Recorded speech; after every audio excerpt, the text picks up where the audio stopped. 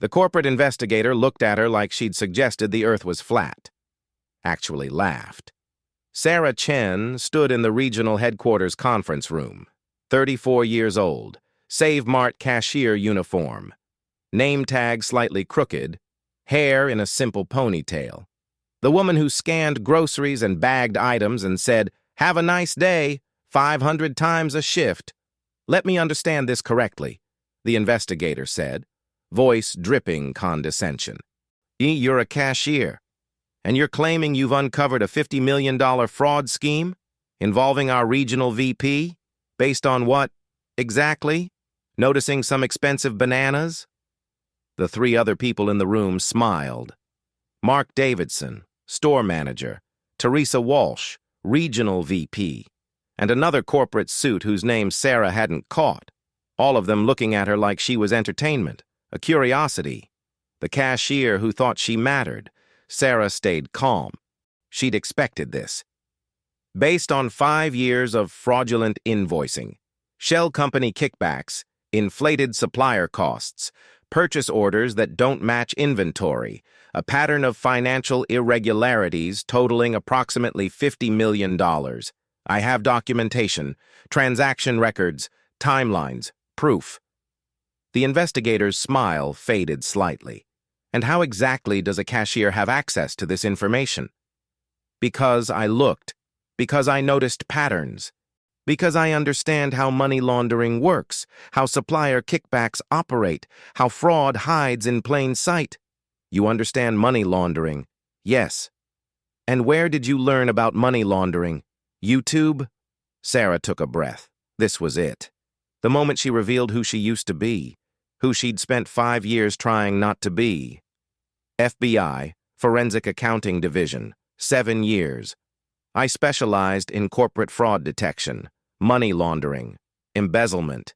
I investigated schemes exactly like this, testified in federal court, sent people to prison. I know what I'm looking at. And what I'm looking at is $50 million being stolen from this company through a coordinated fraud scheme involving your regional VP and multiple store managers. Silence. Complete silence. Mark Davidson's face went pale. Teresa Walsh stared. The investigator's smugness evaporated. What they didn't know yet was that in 6 weeks, FBI agents would arrest Teresa Walsh and Mark Davidson. That Sarah's documentation would prove the entire scheme. That Save Mart would recover $47 million. And that the cashier they'd dismissed would prove that quiet people see everything. This is that story. 5 years earlier, Sarah Chen sat in her office at the FBI field office in Chicago. 31 years old, forensic accountant, GS-13 pay grade, making $85,000 a year. She'd been with the Bureau for 7 years. Joined right out of graduate school, master's in forensic accounting from Northwestern. She was good, really good. Pattern recognition, data analysis. She could look at thousands of transactions and see the anomalies, the inconsistencies, the fraud. She'd worked dozens of cases, corporate embezzlement, money laundering, Ponzi schemes, helped secure convictions, recovered millions, made a difference. But the work was destroying her. Every case was the same. People stealing, lying, destroying lives for money, companies collapsing, employees losing everything, and the criminals, even when caught, even when convicted, they served minimal time, got out, did it again. The case that broke her was Meridian Financial, investment firm. CEO had embezzled $200 million, pension funds, retirement accounts, life savings. 3,000 people lost everything. Sarah spent 18 months building the case, tracking the money, documenting the fraud. They arrested the CEO, prosecuted him, and he got 7 years. 7 years for destroying 3,000 lives. For stealing $200 million, Sarah testified at the sentencing hearing, watched victims plead for justice, watched them cry, watched them describe losing homes, marriages, hope. And the judge gave the CEO 7 years. White-collar crime, no violence, first offense. The CEO smirked. Actually smirked. Knew he'd be out in 5 years with good behavior. Knew he'd hidden money overseas. Knew he'd be rich when he got out. Sarah broke that day. Couldn't do it anymore. Couldn't watch criminals win. Couldn't spend her life documenting evil. Couldn't carry the weight of all those victims. She resigned. Just walked away.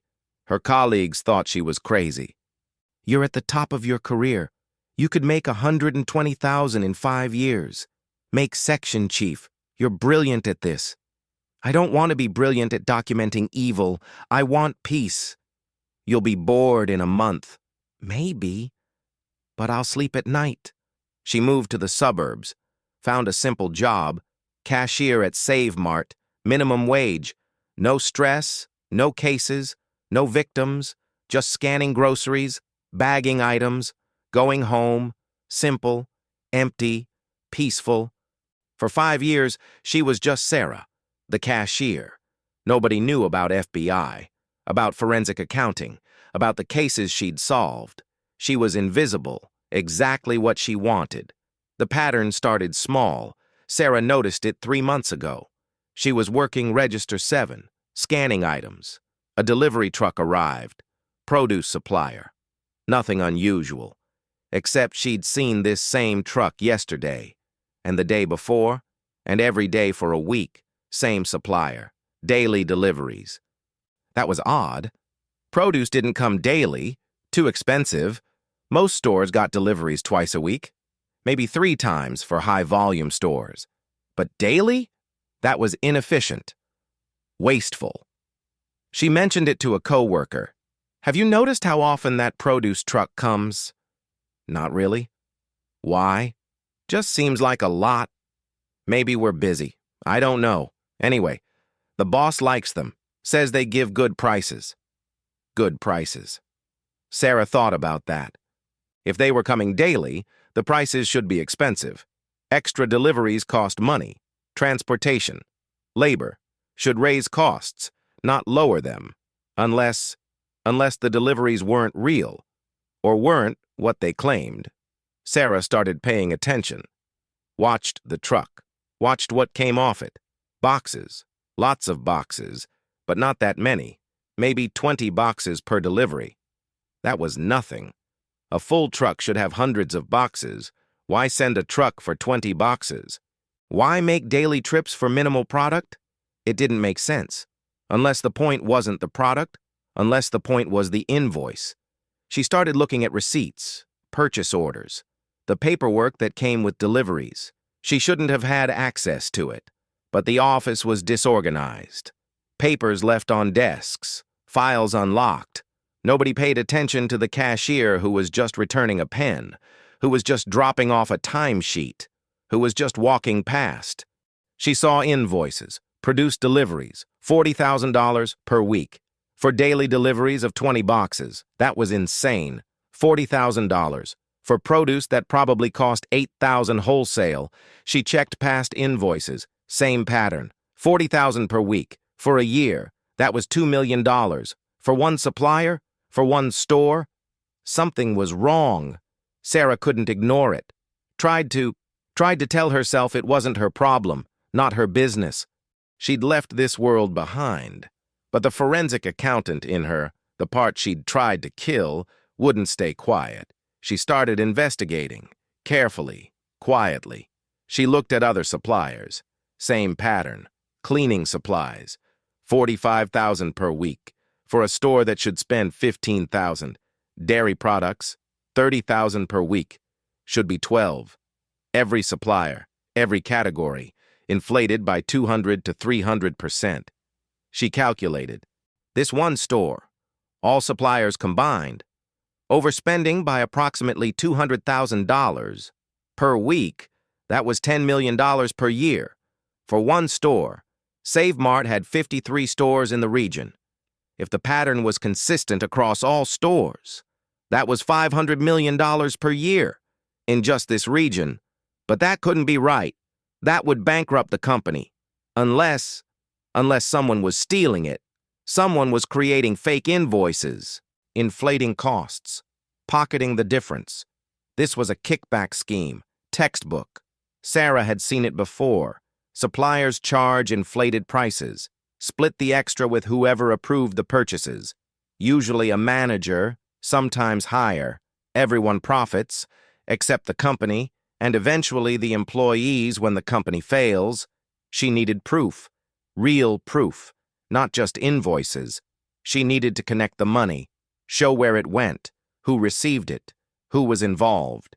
She spent 2 months investigating, working her shifts, then staying late, cleaning the break room, organizing the storage room, finishing inventory. Nobody questioned it. Nobody cared what the cashier did. She accessed the computer system. Store manager's login was taped to his desk. Amateur. She downloaded purchase orders, invoicing records, supplier contracts, payment confirmations. She built spreadsheets, timelines. She traced shell companies, fake businesses that existed only on paper. That received payments. That funneled money to offshore accounts. She found the pattern, clear, undeniable, damning.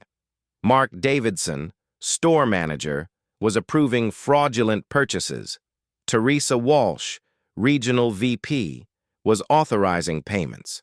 They'd been doing it for 5 years, stealing approximately $50 million, split between them and the suppliers. Sarah had everything: documentation, evidence, proof. Now she had to decide what to do with it. She thought about ignoring it, walking away. This wasn't her problem. She'd left FBI to escape this, to escape fraud, corruption, evil. She could just quit, find another job, let someone else handle it. But 5,000 people worked for SaveMart, in this region alone. If the company went bankrupt, if the fraud continued, they'd lose their jobs, their health insurance, their stability. People like her co-workers, single mothers, students, retirees, people who needed this job, who depended on it. Could she stay silent? Could she let them lose everything because she wanted peace? She thought about the Meridian financial victims. 3,000 people lost everything. While she documented the fraud, while she built the case, while she watched the CEO smirk, she'd sworn she'd never be part of that system again. But what was worse? Being part of a broken system, or staying silent while people got hurt. She made her decision. She'd report it, but not to FBI, not yet. She'd try internal first, give the company a chance to fix it. She called corporate, requested a meeting. I have information about financial irregularities at Store 42. I need to speak with internal investigations. They scheduled a meeting. 3 days later, regional headquarters. Sarah drove there, nervous. This was it. The moment she stepped back into the world she'd left, the receptionist looked at her uniform. "You're the cashier." "Yes." "You sure you're in the right place? This is corporate investigations." "I'm sure." "Okay, 3rd floor, conference room, B." Sarah went up, found the room, walked in. 4 people: Mark Davidson, Teresa Walsh, the investigator, the other suit. They looked at her, surprised, confused, amused. "You're the person who called?" "About financial irregularities." "Yes." "And you work where?" "Store 42. Cashier." Mark Davidson relaxed, smiled. "Sarah, right? Good employee. But I think there's been some confusion. If you have concerns about your paycheck or something, this isn't about my paycheck. It's about $50 million being stolen through fraudulent supplier invoices." Silence. Teresa Walsh leaned forward. "That's a serious accusation." "Based on what?" "Based on 5 years of documentation, inflated invoicing, shell companies, payment irregularities, purchase orders that don't match inventory, a coordinated fraud scheme." The investigator smiled, condescending, and that's when Sarah told them about FBI, about forensic accounting, about who she really was. The room changed. Faces went from amused to concerned. Mark went pale. Teresa stared. The investigator's smile vanished. You're FBI. Former. I resigned 5 years ago, but I know how to analyze financial fraud, and this is fraud. Clear, documented, criminal. Do you have proof? Yes. Show me. Sarah pulled out a folder, 3 inches thick. Documentation, spreadsheets, transaction records, timeline. She laid it on the table. The investigator opened it, started reading. His face changed, page by page, from skeptical to concerned to shocked. This is detailed. I spent 7 years doing this for the Bureau. I know how to document fraud. He kept reading. 15 minutes, complete silence. Mark and Teresa tried to look calm, unconcerned, but Sarah saw the fear, the panic, the calculation of escape routes. Finally, the investigator looked up. I need to make some calls. Sarah, can you leave this with me? I have copies. Good. I'll be in touch. Thank you for bringing this to our attention. Sarah left, drove home. Wondered if she'd made a mistake. If they'd bury it. Protect their own. Ignore the cashier. 2 days later, she got a call. Unknown number, Sarah Chen? Yes. This is Agent Michael Torres, FBI Financial Crimes Division. I received a referral from SaveMart Corporate. They forwarded your documentation. I'd like to meet. Discuss what you found. Sarah's heart sank. Back to FBI. Back to the world she'd left. I'm not sure that's necessary. I gave them everything. Ms. Chen, I looked at your documentation. It's extraordinary. Professional grade. Better than most of what we see. I also looked up your file, saw your career, your cases. You were one of the best. Why'd you leave? Personal reasons. I understand, but this case, this is significant. $50 million. Multiple co-conspirators. Corporate corruption. We need someone who understands it, someone who can testify, someone with credibility. That's you. I left this world behind. I know. But sometimes the world comes back. Sometimes we can't escape who we are. Will you meet with me, just to talk? Sarah agreed.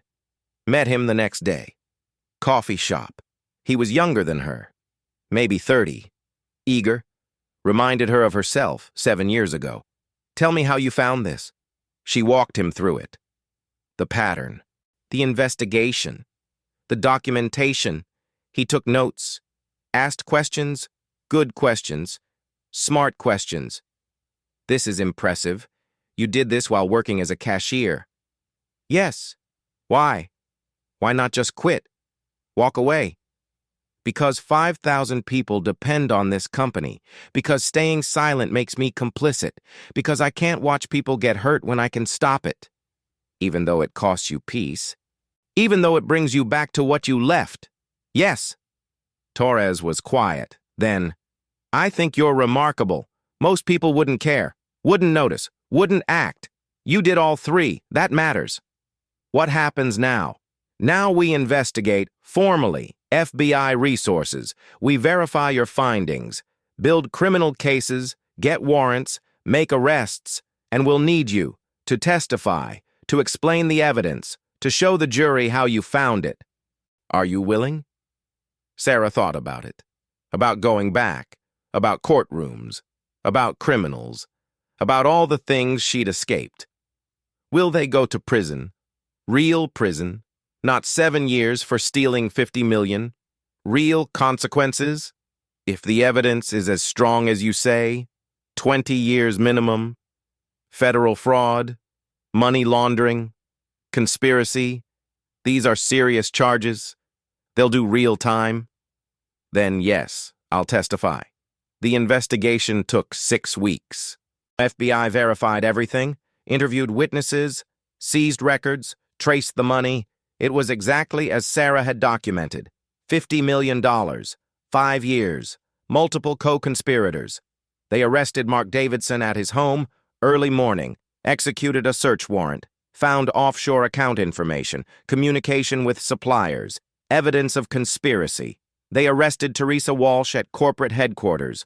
walked her out in handcuffs, in front of everyone, employees, executives, the press.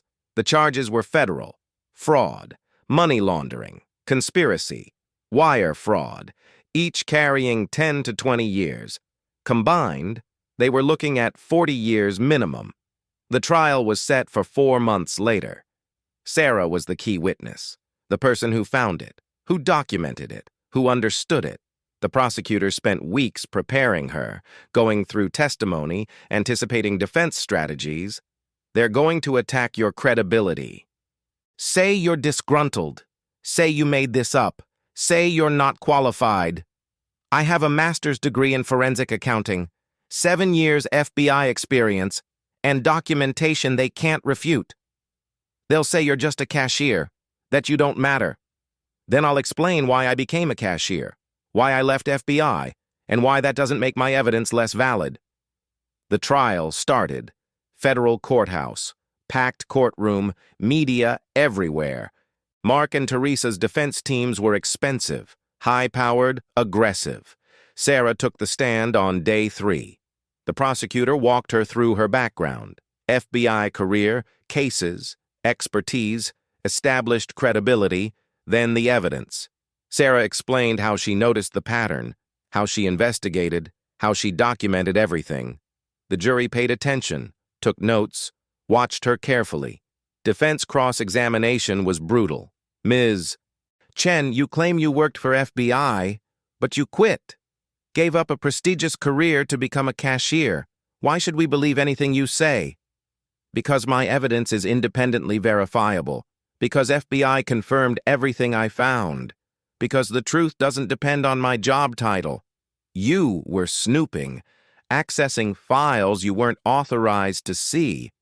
Isn't that illegal? I was observing patterns in publicly visible invoices. Then I made protected whistleblower disclosures. That's legal. You seem to have a grudge against successful people. Is that why you targeted my client? I targeted fraud. Your client's success is irrelevant.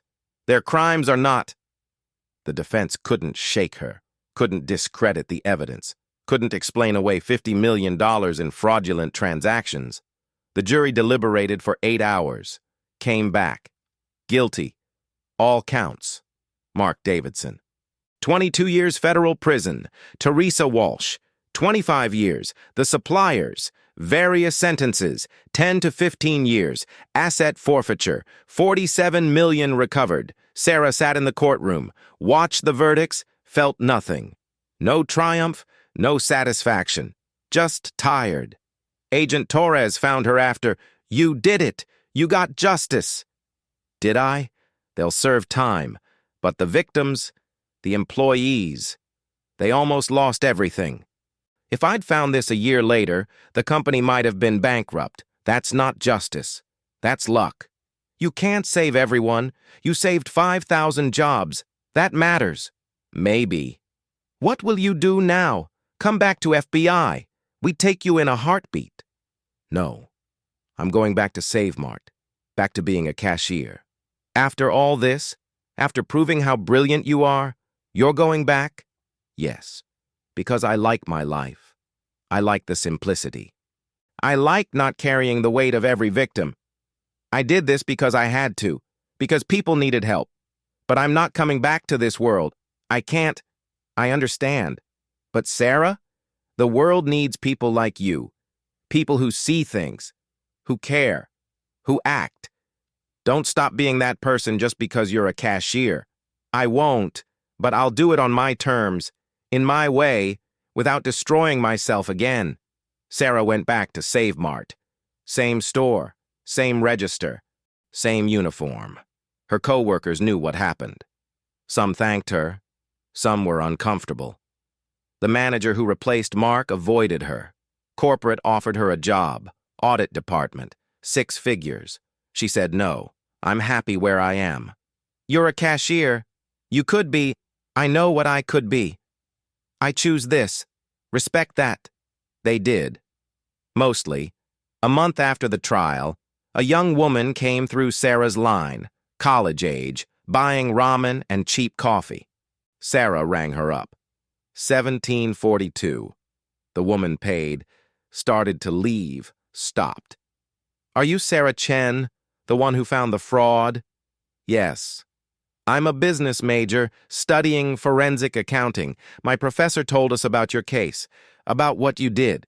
You're kind of famous in the accounting world. I'm not trying to be famous. I know. That's what makes it cool. You didn't do it for recognition. You did it because it was right, even though it cost you. Even though you didn't have to. That's integrity. Thank you. Can I ask why you're still here? Working as a cashier? You could do anything. Sarah thought about how to answer. Because success isn't about title or salary or what other people think. It's about being at peace with who you are, about living a life that doesn't destroy you. I spent 7 years fighting evil, documenting fraud, watching victims suffer. It broke me. I needed peace. I found it here, in this simple job, and I'm not giving that up just because people think I should want more. That's brave. No, brave was reporting the fraud, testifying, going back to the world I'd escaped. This is just honest. Being honest about what I need. What makes me happy? That's not brave. That's self-awareness. The young woman smiled. Left. Sarah kept working, kept scanning, kept bagging, kept living her simple life. 6 months later, Sarah noticed something. Another pattern? Different company. Same kind of fraud. She thought about ignoring it, about staying in her peaceful life, but she couldn't. Agent Torres had been right.